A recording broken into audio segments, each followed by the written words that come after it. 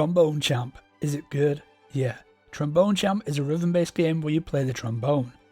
Think Guitar Hero mixed with SingStar.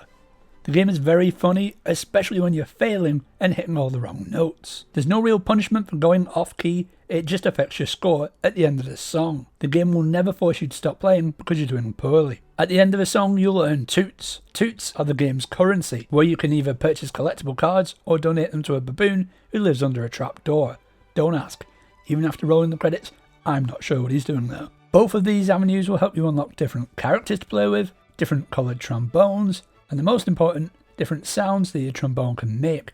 Though I've unlocked them all, I still stuck with the original as it was my favourite. There's over 45 songs to play, most are classical pieces and national anthems. I'd say I knew most of them, and any songs that I didn't know, I found it quite difficult to follow along with the beat, as the trombone often drowns out the backing track. You can adjust this in the settings, and there's also a practice mode which lets you slow down the song if you find them any particularly difficult. Once the song is finished, you're given a score. This score will go on your local, friends, and most importantly, the online leaderboards. As it's the first week of release, I've got a few songs in the top 50, and the leaderboards are a good excuse for replaying the same songs over and over to try and get higher.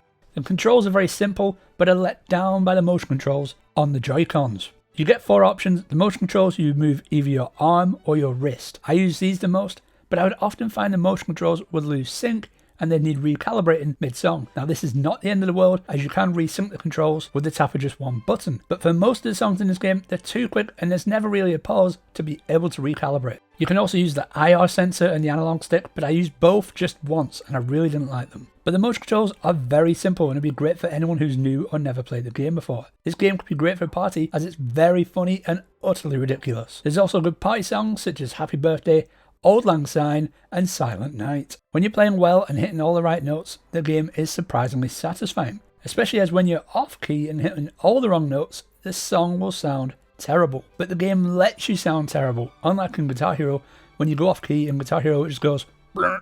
The graphics are very basic, as you've only got a Nintendo Wii Me looking character on the right, and in the background there's just like JPEGs of stuff. But these JPEGs are often very funny. For example, during the British National Anthem, there's Big Ben and the full English. There's lots of little Easter eggs to find on all the backgrounds of the songs. That was Trombone Champ, and I give it a 7 out of 10.